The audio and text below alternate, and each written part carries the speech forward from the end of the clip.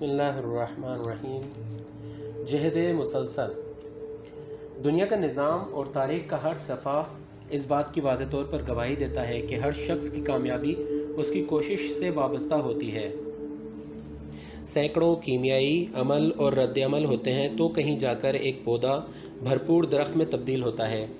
ہر ذی روح فطری طور پر یہ جانتا ہے کہ اس کی حیات کی بقا کام اور کوشش کی رہین منت ہے۔ ہمارے بعض جوانوں کی ناکامی کے کئی اسباب ہوتے ہیں۔ ان اسباب میں سے ایک یہی ہے کہ کام کرنے اور چاق و چوبند رہنے کی روح ان میں ختم ہو چکی ہوتی ہے۔ مختلف چھوٹے چھوٹے اداروں کی طرف جوانوں کا ہجوم اس بات کی واضح طور پر گواہی دیتا ہے کہ بڑے کاموں سے عشق ان میں کم ہو چکا ہے۔ یہ جوان مال پیدا کرنے والے بننے کے بجائے مال خرچ کرنے والے بن جاتے ہیں۔ کامیاب لوگوں کی زندگی اس بات کی گواہ ہے کہ وہ سب کے سب کام اور کوشش کے بندے تھے۔ اپنے زمانے کے انتہائی ذہین شخص الیگزینڈر ہیملٹن نے کہا کہ لوگ کہتے ہیں کہ تم انتہائی ذہین ہو، لیکن مجھے اپنی ذہانت کی خبر نہیں ہے، میں تو بس یہ جانتا ہوں کہ میں ایک محنت کرنے والا شخص ہوں۔ ایک اور دانشمند نے کہا تھا کہ آج میں جو کچھ بھی ہوں یہ میرے کام کا نتیجہ ہے، میں نے اپنی زندگی میں ایک لقمہ بھی محنت کے بغیر نہیں کھایا ہے۔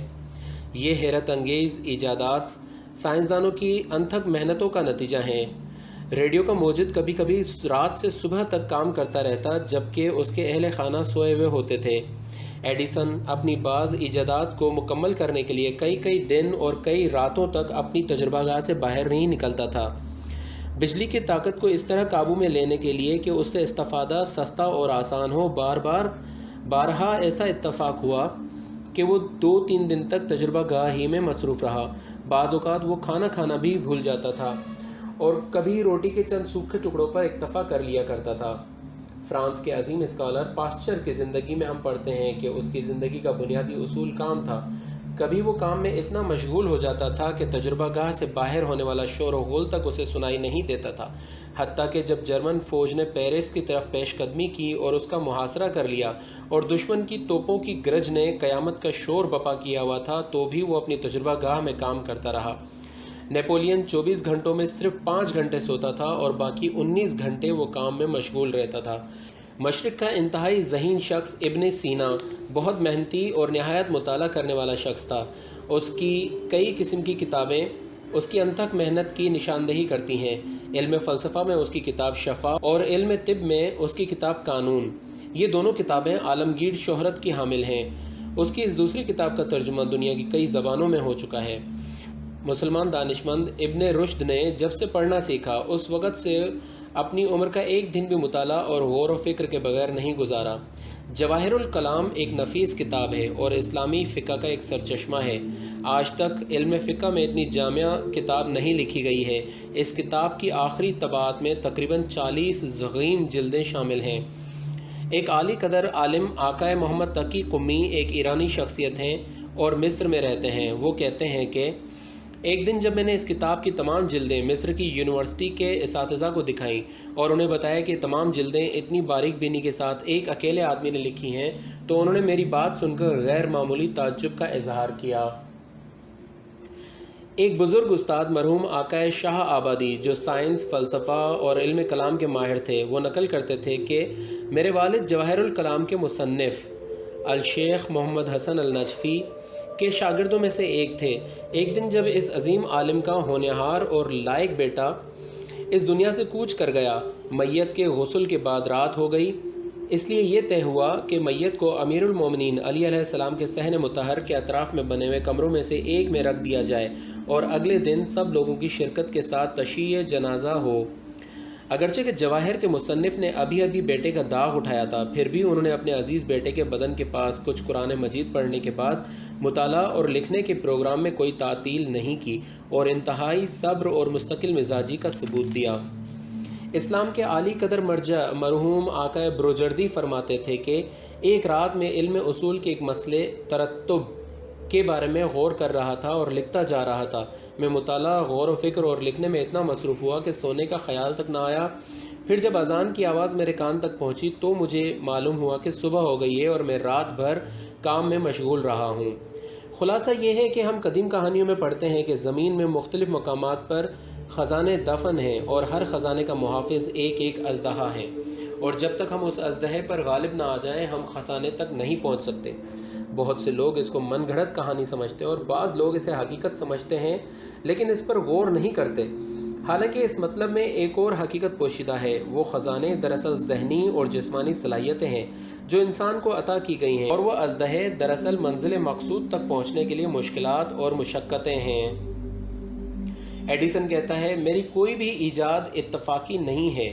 جب بھی مجھے خیال آتا تھا کہ فلاں کام کا کوئی مفید نتیجہ نکل سکتا ہے، میں خود کو اس کام سے وابستہ کر لیتا تھا، تجربہ پر تجربہ کیے جاتا تھا، یہاں تک کہ کامیاب ہو جاتا تھا۔ نیوٹن کہتا ہے کہ اگر میں کسی مقام تک پہنچا ہوں تو یہ کام اور کوشش کا نتیجہ ہے۔ میکلانج کہتا ہے کہ اگر لوگ جانتے ہوتے کہ میں نے استادی کے اس مقام کو پانے کے لیے کیا کیا زحمتیں اٹھائی ہیں تو وہ میرے ہنر کی حیرت انگیز چیزوں پر تعجب کا اظہار نہ کرتے۔ بزرگ ماہر کے بقول، منہ بند رکھنا چاہیے اور ہاتھ آزاد، کام کرنا چاہیے اور دم نہیں مارنا چاہیے، اور یہ یقین رکھنا چاہیے کہ کامیابی کی طلائی کنجی کوشش ہے۔ قید خانے کے شاہکار۔ واقعی بعض لوگوں کی روح بہت عظیم ہوتی ہے، سمندر کی طرح بے قرار ہوتی ہے، منزل مقصود اور کام سے ان کا عشق انہیں مصروف کر دیتا ہے، حتیٰ کہ وہ زندگی کے سخت لمحات میں بھی کام اور کوشش سے دستبردار نہیں ہوتے۔ عظیم مسلمان مورخ ابن خلدون نے مقدمہ بر تاریخ کے نام سے اپنا نفیس شاہکار جلاوطنی کے دور میں لکھا تھا۔ مشرق کے فلسفی خواجہ نصیر الدین طوسی کو اسماعیلیوں نے موت کے قلعے نامی ایک جیل میں قید کر دیا تھا، جہاں انہوں نے اپنی عظیم اور بیش قیمت کتاب شرح اشارات اسی جیل میں لکھی تھی۔ ہمارے عظیم عالم شہید اول نے اسلامی قوانین کے متن پر مبنی عظیم کتاب لمہ دمشق کے قید خانے میں لکھی تھی۔ سر والٹر لا نے تاریخ دنیا قید خانے میں لکھی تھی۔ رابن کرمو نے انگلستان کے شاہکار ادبیات قید خانے میں تخلیق کی تھیں۔ ہم اس کوشش کو یہیں ختم کرتے ہیں اور کام و کوشش سے متعلق بزرگان دین کے اقوال پڑھنے والوں کی خدمت میں پیش کرتے ہیں۔ کام و کوشش بزرگان دین کی نظر میں۔ رسول اکرم صلی اللہ علیہ وآلہ وسلم نے ایک کاریگر کو دیکھا جس کا ہاتھ سوج گیا تھا۔ آپ صلی اللہ علیہ وآلہ وسلم نے اس کا ہاتھ بلند کیا اور فرمایا، دوزخ کی آگ کبھی بھی اس ہاتھ کو نہیں جلائے گی۔ یہ ہاتھ ایسا ہے کہ جسے خدا اور اس کا رسول پسند کرتے ہیں۔ جو شخص بھی محنت کر کے اپنی زندگی گزارے گا، خدا اس پر نظر رحمت کرے گا۔ ایک عبادت گزار شخص پیغمبر اکرم کی خدمت میں پہنچا۔ اس کے بارے میں آپ صلی اللہ علیہ وآلہ وسلم کو بتایا گیا کہ یہ شخص سال بھر عبادت ہی میں گزار دیتا ہے اور اس کے اہل و عیال کا خرچہ اس کا بھائی برداشت کرتا ہے۔ آپ نے فرمایا، اس کا بھائی جو اس کے اہل و عیال کا خرچہ برداشت کر رہا ہے وہ خدا کے نزدیک اس سے زیادہ مقرب ہے، وہ اس سے زیادہ عبادت گزار ہے۔ امیر المومنین علیہ السلام نے ایک گروہ کو مسجد کوفہ کے کونے میں بیٹھا ہوا دیکھا۔ ان کے بارے میں دریافت کیا تو لوگوں نے عرض کیا، یہ رجال الحق ہیں، یعنی اگر کوئی شخص انہیں کوئی چیز دے دیتا ہے تو یہ کھا لیتے ہیں ورنہ صبر کر لیتے ہیں۔ امیر المومنین نے فرمایا، بازار کوفہ کے کتے بھی ایسے ہی ہیں، اگر کوئی ہڈی مل گئی تو کھا لیتے ہیں ورنہ صبر کرتے ہیں۔ پھر انہوں نے حکم دیا کہ رجال الحق کا گروہ منتشر ہو جائے اور ہر شخص کام کر کے کمائے۔ سعادت اور خوش قسمتی ایسے شخص کا دروازہ کھٹکھٹاتی ہے جو محنت اور کوشش کرنے والا ہو، کسی اور کے در پر نہیں جاتی۔ جن لوگوں نے دنیا کو جھنجھوڑ کر رکھ دیا ہے وہ فکر و عقل کے اعتبار سے کوئی زیادہ غیر معمولی نہیں تھے، بلکہ ان کی کامیابی کی بنیاد کام اور کوشش اور ثبات و استقامت تھی۔ دنیا کے عظیم لوگ زندگی کے اخراجات پورے کرنے کے لیے چھوٹے چھوٹے کام کرنے سے جھجکتے نہیں تھے۔ امام جعفر صادق علیہ السلام کے بہت سے شاگرد تیل بیچنے والے، جوتے سینے والے، اونٹ کرائے پر دینے والے تھے۔ افلاطون مصر میں سیاحت کے دوران اپنے سفر کا خرچ تیل بیچ کر پورا کرتا تھا۔ مشہور ماہر نباتیات لینا جوتے سینے والا تھا۔ افسوس کی بات یہ ہے کہ لوگ کلی کو نیچ سمجھتے ہیں، حالانکہ بوجھ اٹھانا ایک شریفانہ کام ہے۔ اگر ایک دن بندرگاہ کے مزدور ہڑتال کر دیں یا کسی شہر کے مزدور ایک دن کام کرنا چھوڑ دیں تو زندگی کا کاروبار ٹھپ ہو کر رہ جائے گا۔ عالم انسانیت کے عظیم پیشوا حضرت امیر المومنین علی علیہ السلام خود اپنے ہاتھ سے باغات تیار کرتے تھے اور بعد میں بےکس لوگوں کو عطا کر دیا کرتے تھے۔ انہوں نے مدینہ کے گوش و کنار میں اپنے بازوؤں کی طاقت سے کئی خیمے نصب کیے تھے۔ وہ کام کے سلسلے میں پسینہ بہانے میں ہرگز کوئی آر محسوس نہیں کرتے تھے۔